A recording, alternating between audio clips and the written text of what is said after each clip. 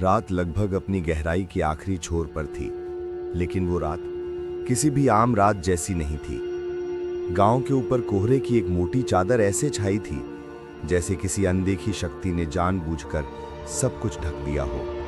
जैसे आसमान, जमीन, पेड़, घर सब किसी गंदी सफेद धुंध में कैद हों। हवा बिल्कुल ठहरी हुई थी, पर फिर भी एक ठंड, एक काटने वाली, चुभने वाली ठंड चारों तरफ फैल रही थी। ऐसी ठंड जो चूल्हे की आग जलाने पर भी शरीर के अंदर भरती जाए, जैसे कोई अदृश्य चीज छू रही हो।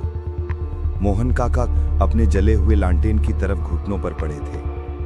अंधेरा कमरे के हर कोने पर कब्जा कर चुका था। टूटी खिड़की से कोहरा अंदर घुसकर फर्श पर ऐसे फैल गया था जैसे कोई जिंदा चीज हो, धीरे धीरे आगे बढ़ती हुई। उनकी सांसें तेज चल रही थीं, हाथ कांप रहे थे। धड़कनें इतनी तेज थीं कि लग रहा था सीने से बाहर निकल आएंगी। अभी कुछ क्षण पहले दीवार पे लगे शीशे में उन्होंने वो परछाई देखी थी, एक लंबी, अस्वाभाविक रूप से लंबी परछाई जो असल दुनिया में मौजूद नहीं थी, लेकिन शीशे में खड़ी थी। उस परछाई की धसी हुई आंखें, उसकी लंबी काली गर्दन और सबसे भयानक उसकी मुस्कान।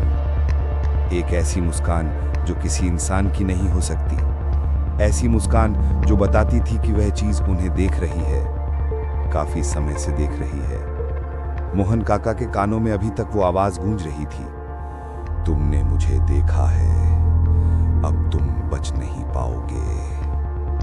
उनका गला सूख चुका था, वो डर के मारे जमीन से उठ भी नहीं पा रहे थे। दरवाजा अभी भी खुला हुआ था, बाहर वही गहरा कोहरा, वही खामोशी। बस अब खामोशी में किसी के चलने की आवाज जुड़ गई थी, चर चर। ऐसी आवाज जैसे कोई बहुत भारी और नंगे पैर बर्फ पे चल रहा हो।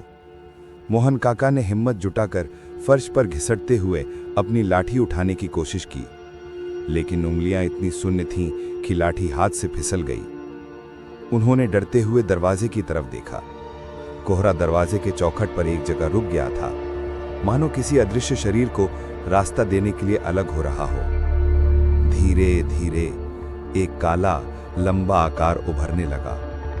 पहले सिर, फिर कंधे, फिर हाथ और फिर एक अस्वाभाविक रूप से लंबी मुड़ी हुई छाया जो मानो गर्दन से निकलकर ऊपर तक जा रही थी। मोहन काका की आंखें भय से फैली रह गईं। वो चीज पूरी तरह से दिखाई देने लगी, पर उसकी रूपरेखा धुंधली थी, जैसे वो आधी कोहरे से बनी हो, आधी किसी और दुनिया से। उसका चेहरा ढका हुआ था, बस दो गड्ढे जैसे काले छेद थे जहां आंखें होनी चाहिए थी। उन काले छेदों के अंदर हल्की, बहुत हल्की सफेद चमक जल रही थी। वो चमक किसी इंसान की आंखों जैसी नहीं थी, वो किसी मरे हुए जीव की आंखों जैसी थी।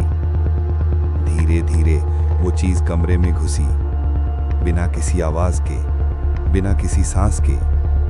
मोहन काका पीछे हटते गए, फर्श पर घिसटते हुए।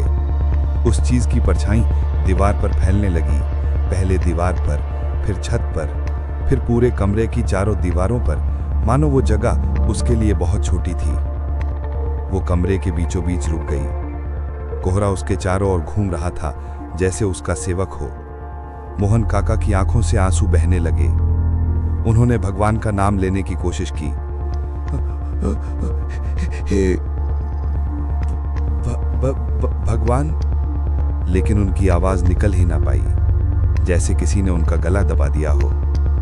उस चीज ने, उस परछाई ने धीरे धीरे आगे बढ़ी, फिर अचानक वो झटके से रुक गई, ठीक मोहन काका से 2 कदम दूर।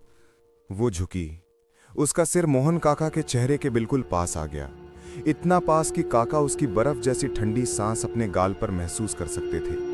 लेकिन वो चीज सांस नहीं ले रही थी, वो सिर्फ देख रही थी, बिना पलक झपकाए, बिना हिले, बिना आवाज के। काका की आंखों के सामने अंधेरा छाने लगा और तभी वो परछाई मुड़ी, धीरे से, मानो किसी और आवाज ने उसे बुलाया हो। उसका सिर दरवाजे की ओर उठ चुका था, किसी दूसरी दिशा में देख रही थी, जैसे किसी और की उपस्थिति महसूस की हो। काका ने भी सुना, घर के बाहर से एक और आवाज आ रही थी। कुछ सेकंड तक वे दोनों, मोहन काका और वो परछाई, स्थिर रहे, पूरा माहौल जैसे ठप हो गया। फिर ठक ठक ठक। इस बार घर के पीछे की दीवार से आवाज आई, मानो कोई उसे भीतर बुला रहा हो।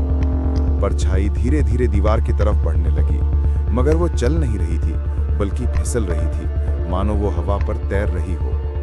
मोहन काका ने कमकपाती आंखों से देखा कि वो चीज दीवार पर चढ़ गई, सीधे खड़ी होकर दीवार पर चढ़ती गई, फिर छत पर उल्टा चलते हुए कमरे की दूसरी तरफ पहुंच गई। काका ने भय से चीखने की कोशिश की, पर उनके गले से बस एक दबा हुआ करहा निकल पाया। अचानक पट तत तत तत तत तत तत तत तत। कमरे में रखा पुराना लकड़ी का संदूक जोर से गिरा।